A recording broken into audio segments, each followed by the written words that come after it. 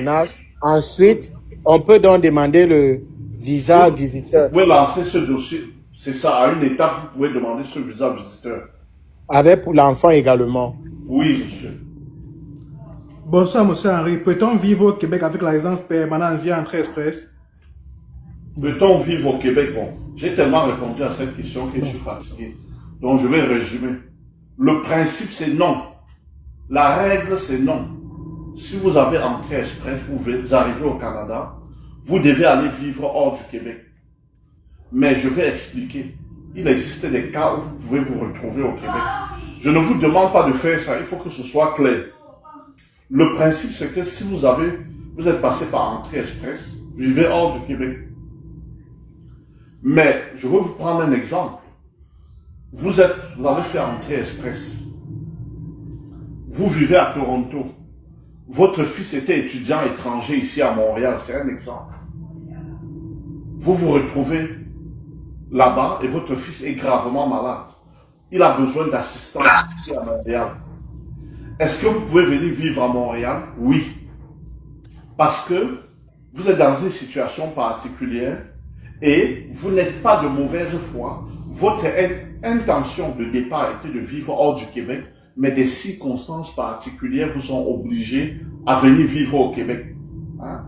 C'est par exemple le cas de personnes qui restent et qui cherchent du travail pendant des siècles là-bas, ils ne trouvent pas. Peut-être parce qu'ils parlent pas anglais ou bien quoi, et qui finalement trouvent seulement du travail au Québec.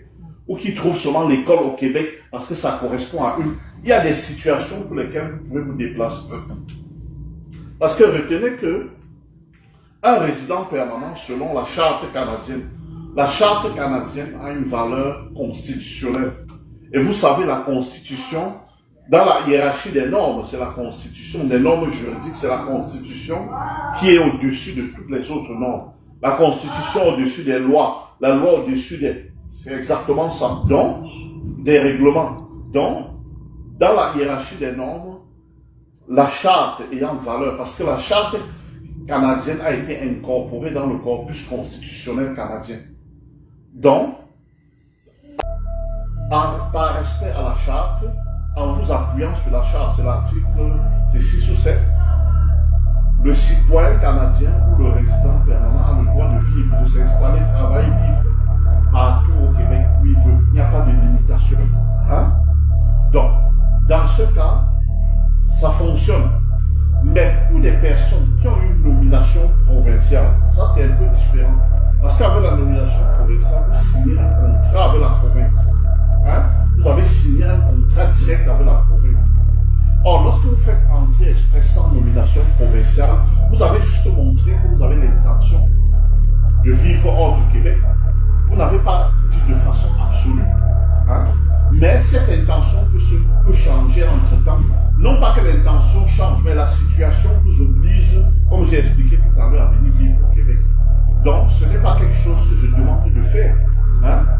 Je ne demande pas de le faire. Et il y a des gens qui m'ont dit que c'était absolument faux. Hein?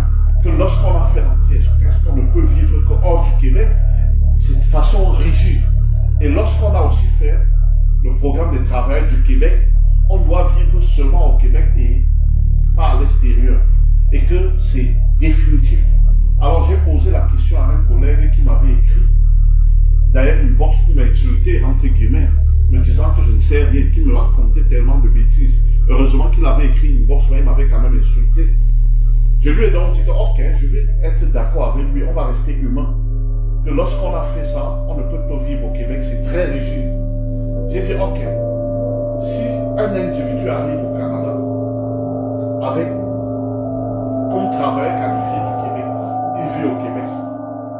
Une jeune fille arrive en Ontario comme travailleur qualifié, comme résident permanent sur entrée express, travailleur qualifié fédéral. Elle vit en Ontario. Les deux se rencontrent et se marient. Où est-ce qu'ils vont vivre? Donc, d'après sa logique, ceux-là, c'est un couple qui ne vivra jamais sous le même toit. Oui, Madame Jock. Oui, monsieur. Donc, je disais, je suis entrée au Canada en octobre 2024 et je suis entrée en conjoint de fait avec un permis de travail. Aujourd'hui, en mai 2025, on a renouvelé le papier de conjoint avec le monsieur. lui, il travaille maintenant au Québec. Moi, je suis au Nouveau-Brunswick. Donc, il a allé déclarer ses impôts de 2025. Il a déclaré étant célibataire. Il est toujours resté de son côté. Il a fait aussi, il m'a dit qu'il a commencé aussi sa résidence permanente avec son entreprise. Il a commencé il a aussi fait en tant que célibataire. Mais sauf que c'est hier que moi j'apprends ça. Je savais même pas qu'il avait fait tout ça. Moi, je n'avais même pas encore déclaré mes propres impôts. Ma question C'est c'est, pas votre conjoint. C'est votre conjoint, non? oui, mais on se voyait de temps en temps. Bon, on s'est disputé quand même récemment à cause de la distance. Il est au Québec, moi je suis au Nouveau-Brunswick. On ne se voyait pas. Bref, vous comprenez, la distance a fait que ça ne passe plus. Le courant ne passe plus. Ça veut dire que vous n'êtes plus ensemble. Donc, le fait qu'il ait déclaré déjà ses impôts célibataires, ça ne va pas déranger. Non, on peut rectifier si on veut, si vous êtes encore ensemble. Et si vous n'êtes plus ensemble, vous n'êtes plus ensemble. Et s'il déclare ses impôts célibataires, ça veut dire qu'il est célibataire et que ça va jouer contre vous, évidemment. Et qu'est-ce que je peux faire alors? Est-ce qu'il y a un document qu'il faut que je signe? Je sais pas.